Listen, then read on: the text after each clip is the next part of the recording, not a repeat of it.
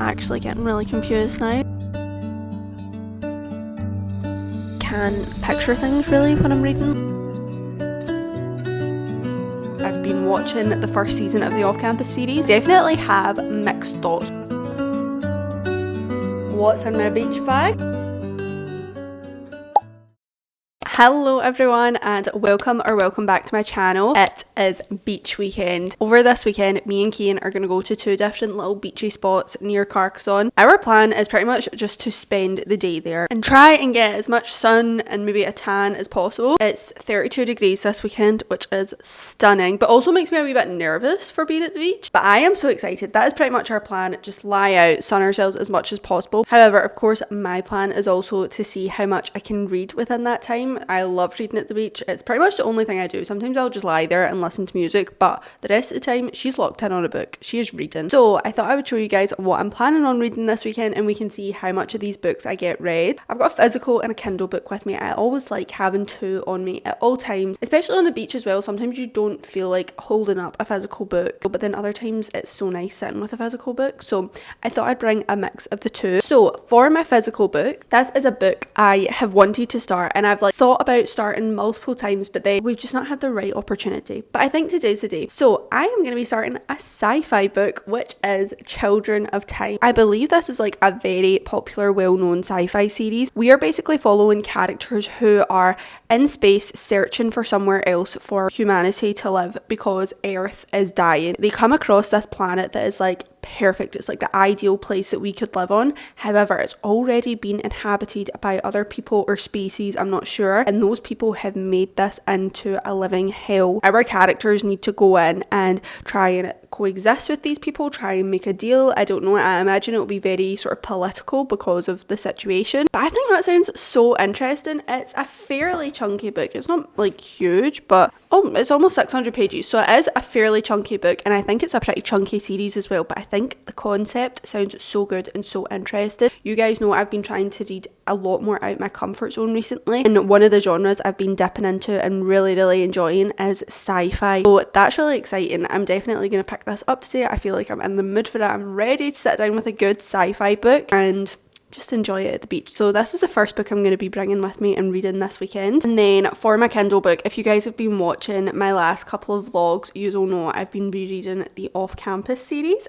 and I've been loving it. I've obviously been rereading it because I've been watching the first season of the off-campus series. If you want to see like my in-depth thoughts, I've posted a TikTok about it because I definitely have mixed thoughts on the series. In short, things I love about it is the casting. I really like the way they've casted everyone. The first couple of episodes, the tension between Hannah and Garrett, I thought that was so good and really felt like the book to me. I also love the way they've actually captured how genuinely funny all these characters are. Like, I was nervous that that wouldn't translate from the books to the TV show, and it absolutely has, so I love that. What I don't like about it is, one, I feel like they rushed Hannah and Garrett's story so much. Why were we in a relationship by episode 4, and why did they become so boring by episode 4? There was none of that tension or chemistry anymore. It felt as though they were in like a long-term relationship. It was really weird to me. I didn't like how brooding they made Garrett in this. I feel like the point of it was that he was like the class clown, this big fun personality, and they kind of stripped him of that. I didn't really like that. And lastly, I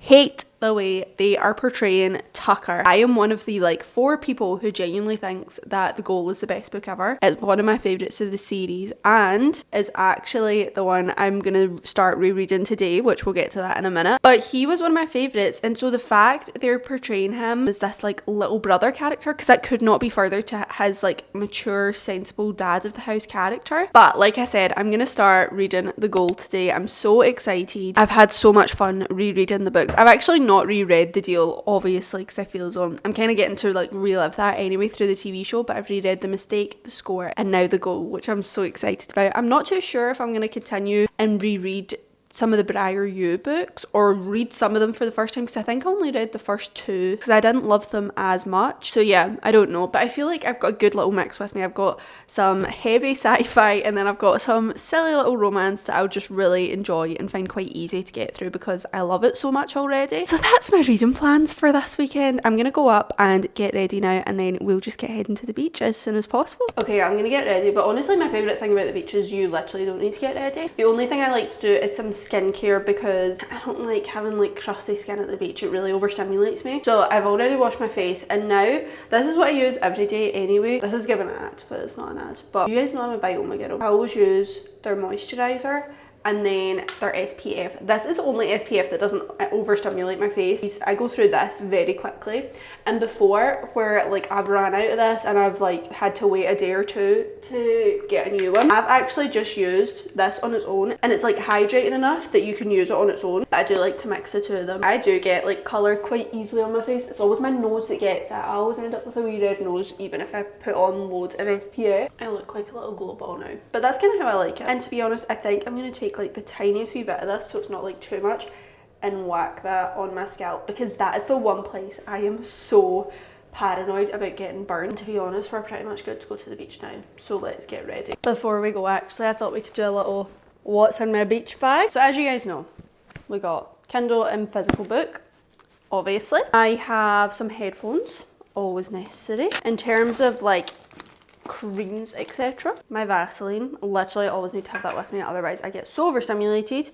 We've got a little SPF 50 that I got in Spain that I've just got with me. A little Nivea sunscreen, which I actually love this because this is like a little gradual tanner as well, which I really enjoy because I'm a girl who is always gradual or fake tanning. This week I've just been doing gradual tan. Usually sunscreen really messes that up for me, especially if I've got fake tan on, so I like that there's something that gives you a little natural glow and it like kind of tricks your brain into thinking you tanned. Because when you're Scottish and you don't actually tan, that is amazing. Then I've got a little face SPF 50. This is really good for like my scalp if I need to top up my face. Got some little tissues in case we need them. Sunglasses, of course. These are literally fake Michael Kors sunglasses that I got from a little corner shop in Lanzarote a few years ago when I lost my sunglasses, and I've just never changed them because I can't be bothered. But sometimes I get really embarrassed if people are like, oh, I love your sunglasses. I'm like, these are fake, and I'm not trying to like fool you guys into thinking these are real, but they actually are kind of nice. I like wearing them, but they are fake. I'm bringing my diary just in case I'm feeling reflective and want to catch up on journaling. I really should do that because I've not journaled in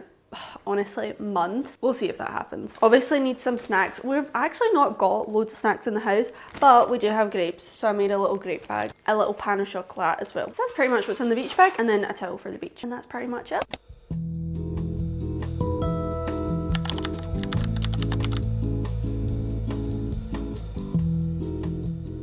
Okay besties, we've made it to the beach. It's like 12:30 now, so we've came just to get a wee bit of lunch. We're getting a little pizza. Getting the bus was crazy. So last time I came here, it was literally on like a Monday afternoon. You get the train to Narbonne and then you need to get like a 50-minute bus to the beach, but they only do one every hour. So I came on like a random Monday afternoon and it was mobbed, and that's because we were at the train station bus stop, so like there'd already been a good few stops before us. So this time I was like, right, we'll get the bus, but we'll walk along like a lot further to much earlier stops so that there's hopefully less people on and we can actually get on the bus, like because genuinely people were getting turned away from the bus and stuff. So we did that, and thank God we did, because you should have seen the amount of people trying to get on these buses. Like, it was crazy, and it's crazy that they literally do one an hour on a Saturday when it's 30 degrees. But we made it here, so we're just waiting for a wee pizza the now, and then we're gonna get onto the beach. I really like it around here. It's like very old school beach vibes.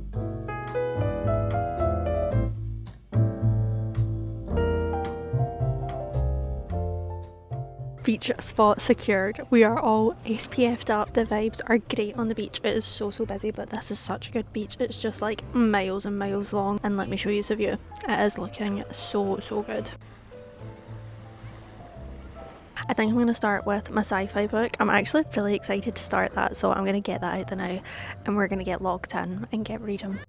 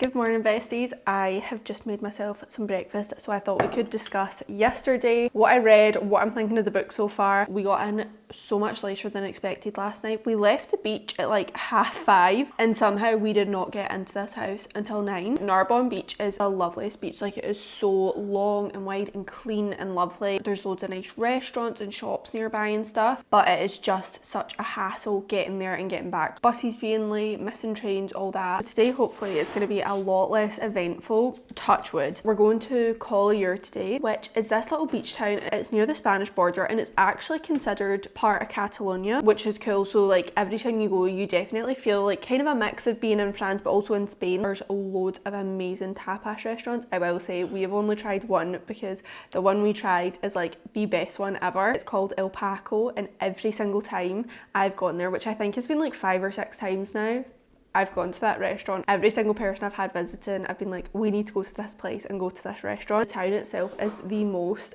beautiful place. It's kind of like a tiny little Nice. All the buildings are so colourful, the water is beautiful, and honestly the vibes are amazing. Like, I love Collier. I was gonna say it's like super close to us. It's a 2-hour train, but honestly, see, because you get on at Carcassonne and off at Collier and you're like right in the city centre, it really does feel like so much quicker than that. And yeah, like I said, we go to the same little restaurant every time. I actually don't know if we're gonna go to the same one today, because the last time I went there I was like, I don't know if I've made myself sick of this. It's absolutely beautiful there, and there are beaches. There's more ones that are like kind of rocky, which I prefer a sandy beach, but also rocky beach means you don't get overstimulated with the sand. That was the one thing yesterday. See, by the end of the day, me and Kian were both so overstimulated with the sand. Before coming here, I was like, I don't like beaches. Like, I just don't. I feel like I really have improved. Like, I really do enjoy the beach now. But see the moment where you need to like reapply sunscreen and you're all sandy, it's so overstimulating. Come the end of the day, you're like, get me out of here. That was kind of what we were like yesterday. But I actually did have such a nice day, and I managed to do lots and lots of reading, which is amazing. So I actually made it to page 110. I forgot my Harry Styles bookmark yesterday, so I'm gonna remember to bring that today. But yeah, we got to page 110 in the book, and I feel like I needed to get that far before I could give you guys an update, because yesterday at the beach, like, I wanted to give you guys updates on how I was finding the book, but I honestly was like not at a point yet where I could kind of like get a grasp on what was actually happening in the story, because we were following quite a few different POVs. So when we start the story, we're getting the POV of the woman who's like made this plan to create like human life on other planets. She's planning on using like monkeys and giving them a virus that will cause them to mutate and become like these almost superhumans. There's obviously a lot of people who like disagree with this, who are like protesting on Earth and stuff, and just like are not happy about what's happening. They're called nuns, non-ultra natured or something. The mission is about to start. The guy who is like a key part of the mission announces to the world, actually no, I'm part of this nuns group, this is a disgrace, this should not be happening, and he like tampers with it. So very quickly Dr. Karen has to be the one to step in, and this is like, you're gonna be floating in space for like years and years and years and years. You're gonna be like in a coma most of the time, kind of like Project Hail Mary vibes, and so she steps in. That's kind of the last we hear from her. Then we're following the perspective of spiders. It's like this spider who is, I don't know if she's on Dr. Cairn's new planet or she's on another planet, but we're kind of getting to know this like spider society, and I think they're going to come into play later, so I don't really know what's going on there. Then we're following humans years and years down the line who are in this spaceship. Earth has been like destroyed by this point. Earth is unlivable, and they've got this spaceship of like all these people, and they're looking for somewhere to live, and that is when they come across the planet that Dr. Cairn was planning on using to create new life. But there's already people on there. It's pretty complex, but it's also really, like, I was finding it really easy to read along with it. Like, I was really enjoying getting all the different POVs and stuff. So that's as far as we've gotten so far. I feel like I got through quite a bit yesterday, so I'm hoping to get through quite a bit more today. I'm hoping we can get up to page like 200 maybe. But yeah, the first 100 pages of a sci-fi book I feel like are always gibberish. Like, you have no idea what's going on, even if they explain it so clearly. It like doesn't register in my brain until I actually see it in action and like see things play out in action. So I feel like we're definitely at a point in the story where we're gonna start moving, like people are gonna start making decisions and, you know, getting into fights and stuff, and then it will like click for me. So far I'm enjoying it. In terms of the goal, I literally read like 20 pages of that last night in bed just to fall asleep. I'm just loving in general rereading the off-campus books, so that will be a blast. Anyway, I'm gonna finish my breakfast now. We're gonna get going in like 15 minutes, hopefully get a lot more reading done.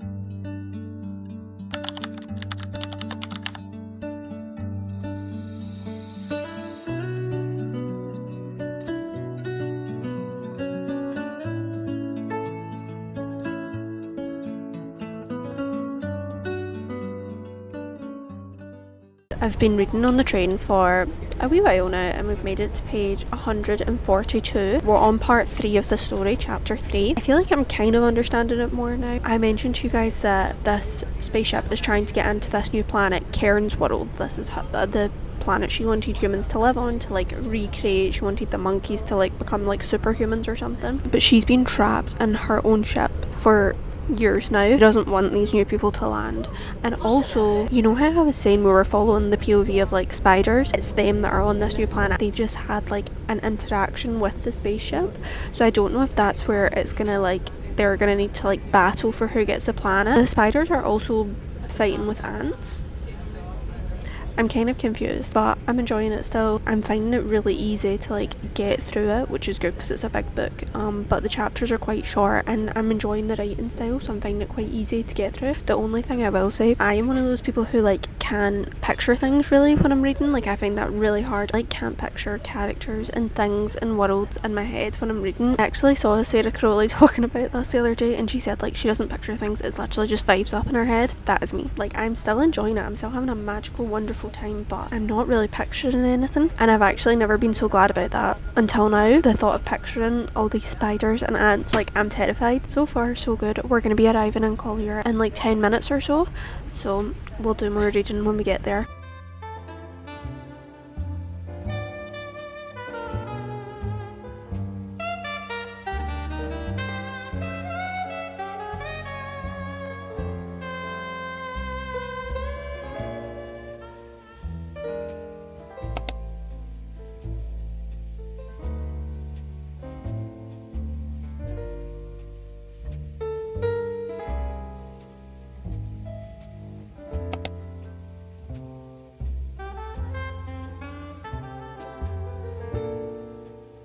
We made it to the beach. We ended up going to our usual tapas place. I don't even know why I thought we were going to go anywhere else. We went there and it was so good. I can't believe that's the last time we're going to go there, but it was so worth the visit. We've made it to the beach now. This is like a more rocky beach, but it's actually nice. It's like less overstimulating, so we're just chilling here and we're just going to chill here for the next couple hours. Got my book, gonna start reading and we'll see how much I can get read.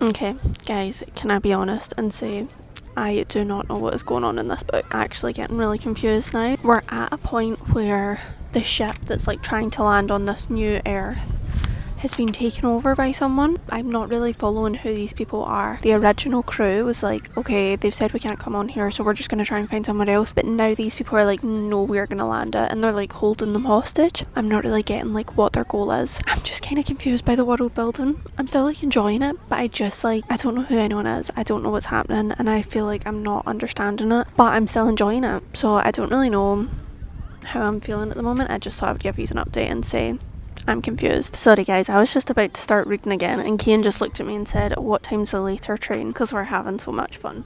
So I'm gonna go look at that right now. The later train was like 7. That was one I honestly thought we had booked. I was surprised that I'd booked the 5 one.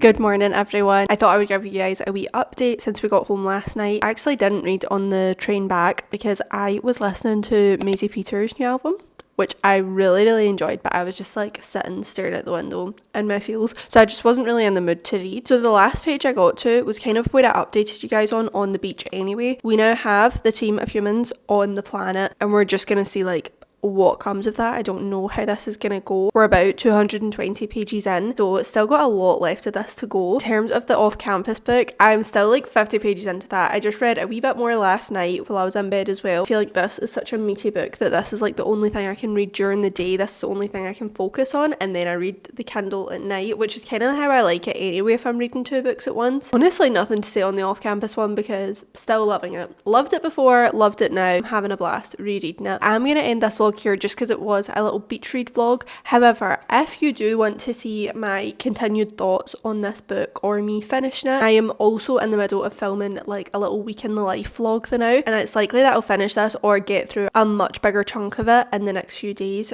when I'm filming that vlog, so you can come back to see that as well. Obviously the point of this vlog was to see how much I could read in the space of 2 days at the beach, and yeah, the fact we got to page 229 I think is pretty good. I think that is honestly really good for 2 days at the beach. 100 pages ish each day. I just find it so much easier to read at the beach, but then sometimes you go and you don't read as much as you think, and then sometimes you read a lot, which in this case thankfully I did. I hope you guys enjoyed this little vlog. Thank you guys so much for watching as always, and I will see you next week for another video.